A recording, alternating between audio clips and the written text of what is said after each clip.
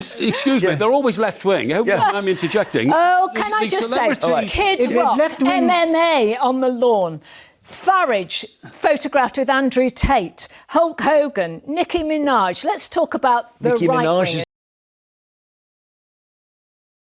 All right, in this clip, you're about to see Carl Viven completely shut down the right-wing narrative that celebrities should stay out of politics. And this became a big topic after the Oscars last weekend, where many celebrities spoke about political issues. And as expected, the right wing strongly reacted to it because it exposes who they really are. So let's watch in and break it all down together. Let me start with our colleagues here. Mike, what do you think of celebs doing politics? Well, take the example of Marcus Rashford. Amazingly popular and famous footballer, very wealthy, got involved in school lunches, and the government of the day crumbled within days, basically, once Marcus Rashford started speaking up. Now, you could say on the one hand, you admire him for using the platform he had to do something good for school children. On the other, you could say, but government policy shouldn't be made on the hoof by professional footballers. It should be made by politicians who we vote to send to the House of Commons, not footballers playing every Saturday afternoon at Old Trafford. So I think that's where it goes wrong. Yeah, the death was announced in the last 24 hours of a Labour MP called Phil Woolas. Yeah. And he'd been a minister, very well thought of. But he had a terrible dust-up with Joanna Lumley over the Gurkhas. You might remember I do. And she basically said, you've got to sort out policy on the Gurkhas. And he had to essentially say, OK, we will. Now, the question is, Bobby, whether it's right for a celebrity to exercise that leverage. Again, I think, obviously, these celebrities have enormous platforms. Millions of people listen to them. And I think the role they can play is bring attention to issues. Because ultimately, the celebrities are not replacing the experts or politicians. They are still there. But are they always woke? They're allowed to have an opinion. They're always left-wing. Are they always woke? No, excuse me, they're always left-wing. I hope I'm interjecting. Oh, can I just say, Kid Rock, MMA on the lawn, Farage photographed with Andrew Tate, Hulk Hogan, Nicki Minaj. Let's talk about the right-wingers. Nicki Minaj is a good one. Yeah, lots of right-wingers there, Mike. I don't think so. In America, for instance, every, A-class actor who wants to make a comment about politics is, generally speaking, very left-wing. OK, let's just have a look. Carol's comment. We've got a few of Carol's comments here in our little plasma. And gosh, you don't hold back. The Tories are a lying bunch of greedy, corrupt, destructive, hateful, divisive, gaslighting crooks. Correct. Nigel Farage is a liar and a grifter. Proven. Starmer will never be voted in as Prime Minister again. We'll see. Current Tory government is corrupt, taking from the poor, giving to the rich. No, this is Stop true. reforming the Tories. Yes. I thought the Tories were scum. I thought they were the most corrupt we could ever have, and I wanted Labour to come in and for there to be none of these. Obviously, at that point, becoming a bit disaffected with Labour.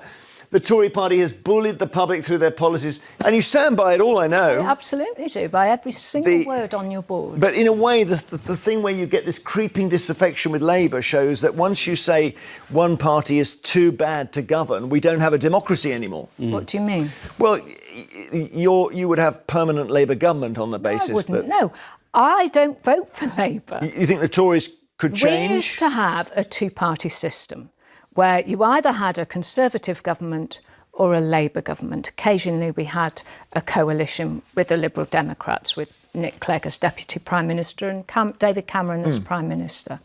What we have is a very different system now. We have a multi-party where there will be inevitably a coalition, probably anyway, at the next general election. Well, now, this is the reform majority. This is the critical thing, and it's very important that the number of people who vote, the percentage, has gone down dramatically. So at the last election, in spite of the Tories being everything that I described there, only 52% of those who could have registered and voted did so. And they haven't. And now people say, and political discourse is often given by politicians, and that precludes the rest of us getting involved. So a lot of people, normal lives, say, well, what have politics got to do with me? It's got everything to do with you. It's got how much it costs for your child to go to school, what they eat do celebrities need to what say they that? learn at school, potholes. You don't think celebrities should? All I'm saying to Carol is, do you hope that people will listen to your views because you are a celebrity and they'll listen to you more? And are you using that as a power? I hope I'm it not is saying it's wrong, but I mean... I know it is a power, and I know it is a power for good, as I believe, and Is for it? Okay, justice. let's see. And our Let's go to- political system is absolutely corrupted, and it needs addressing quite radically. I'm very disappointed with Labour, because the low-hanging fruit that they could have done, which was to clean up Westminster, they haven't taken. Well, yeah. Carol refusing to back down here is exactly how you deal with bad faith arguments from the right wing. And Mike Parry acting offended over her tweets is a classic example of their behavior, because he feels free to say anything in any tone when talking about someone like Karma. But the moment someone he disagrees with or looks down on speaks up, he suddenly pretends to care about standards. And it is great to see that instead of getting defensive, she stayed calm and used the moment to expose the tactical voting effort that helped defeat the Tories in the last election and could do the same to Reform in the next one. And Bobby Seagull made a very strong point when he said that celebrities are not replacing politicians or experts, but are using their huge platforms to push the media to cover issues they often try to ignore, which is clearly a positive thing. But as always, right-wing defenders do not respond to these arguments directly and instead try to distract from them. So after Carol strongly criticized the Tories, the show takes a call from a viewer named Grace, who does what many on the right do by trying to shift the focus and asking why there are no protests about Iran, or why people are not talking about Sudan and similar issues. And the simple reason is that those topics rarely get media attention, although Iran is being discussed right now, but Sudan is almost never covered. So watch how Carol calmly handles this, and then notice how Mike Parry starts to panic and becomes desperate to make a point, even going as far as aggressively asking why Carol has not personally solved the serious situation facing women in Afghanistan. Grace in London, what do you think? Do you think the celebrities should speak out? I think they should do, but I think that what frustrates me and what I don't really understand is that they tend to regurgitate points that are already being made. I mean, obviously we know about the situation in Palestine and it's horrific, but why not use their platforms to talk about people in our world who aren't being discussed and who we could help? The biggest humanitarian crisis right now is in Sudan.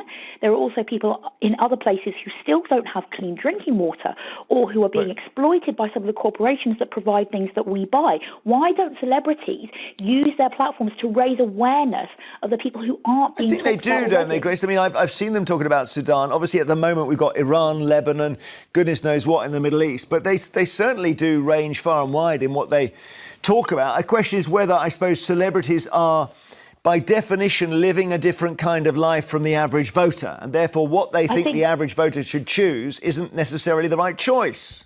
They really need to, as well as raising awareness, and I don't think that they do enough of that, they need to be putting their money where their mouth is and giving and encouraging the fans as well to give, because we can actually make an impact in some of these places, and that's not talked about enough. Instead, we kind of just hear the same slogans again and again and again, and it feels like... Let me ask Carol to comment on that. Well, I appreciate your comments, Grace, but that is a whole lot of a world that is something that you're particularly interested in. Mine was about corruption and the corruption of the Conservative Party. And I'm very happy with the work that I did, particularly with the tactical voting website, Stop the Tories, now stopreformuk.vote. And 6 million people came to us and typed in their postcodes along with another tactical voting website. And it had a dramatic effect. What do you think, Michael? Well, I was going to say, Carol, obviously you follow those things you feel passionate about. But I do. I'd like to see you speak out for the plight of women in Afghanistan, because you have a voice, because you're a woman, because you know what's gone on there. But I've never heard anybody speak out about the plight of women in Afghanistan. There you go. The level of desperation from Mike is honestly shocking, because as a typical right-wing loudmouth, he cannot actually defend the Tory party against Carol's claims of corruption.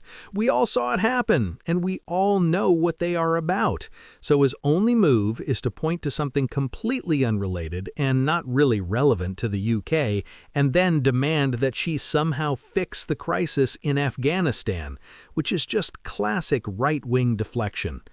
But the segment was not over yet, because then a caller named Paul joins in and delivers a complete knockout moment by exposing the clear and shameless double standard of Tories, conservatives, and right-wingers who constantly complain about celebrities sharing political opinions. So watch this. Paul in Greater Manchester, what do you think about this? Should celebrities keep talking about politics? Hiya. Well, I think it's brilliant that Carol's on the panel today, and I think she's been brilliant in recent years, and it'd be great to see three panellists more often. But a lady's just said that celebrities don't speak about more unknown issues. But what about Eric Cantona recently? He wants a law in place at the minute that says that if politicians and leaders start wars, and they should be on the battlefield first, and I think that's brilliant. And I saw a lot of people in favour of that, of all different political persuasions. So this is right wingers often up in arms, because the majority of famous people are either centrist or left wing. They don't mind us. Mike dismissed Nicki Minaj as being right wing, but he doesn't mind that she's right wing. He doesn't mind probably that Ronald Reagan became president when he was a D-list actor or what have you. So they don't mind when it's right-wingers having an opinion. Okay, Paul. It's just us left-wingers who are up in arms. All right, about thank you. Go on. And it's interesting that you say that, thank you, Paul, because Donald Trump, of course, dodged the draft 5 times, famously. He wasn't well enough for this and he wasn't well enough for that. Yeah. But he's quite happy to send people to... So there you have it. I mean, Cal Vorderman really cut through all the noise and exposed a simple truth, that the right-wing panic about celebrities speaking out is just a very obvious defense mechanism. And she is one of the best at pointing it out, which is exactly why she gets so much abuse. And as James said, it is him, Carol Vorderman, and Gary Lineker who receive the most backlash from the right wing in the UK, because they consistently speak up and do not depend on others for their income like many commentators do, which means they are free to say what they truly think. And the reality is that conservatives, and by that I mean right-wingers more broadly, are very aware that their core policies like tax cuts for the wealthy, weakening public services, and pushing culture war politics are deeply unpopular with the public.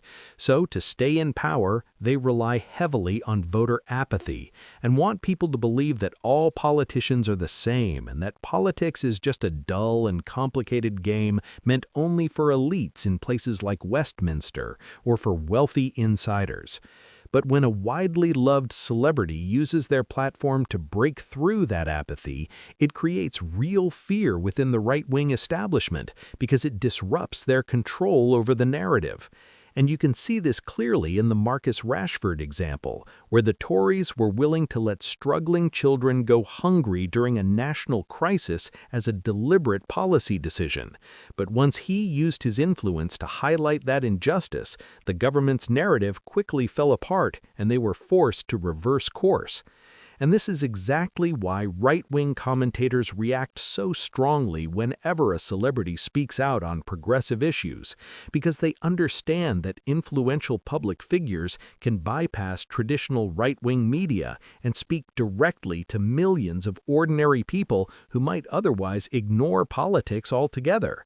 And as the caller Paul pointed out, the hypocrisy here is massive, because the right has no problem with celebrities being involved in politics when it benefits them, as seen when they supported a reality TV figure like Donald Trump, and earlier a Hollywood actor like Ronald Reagan.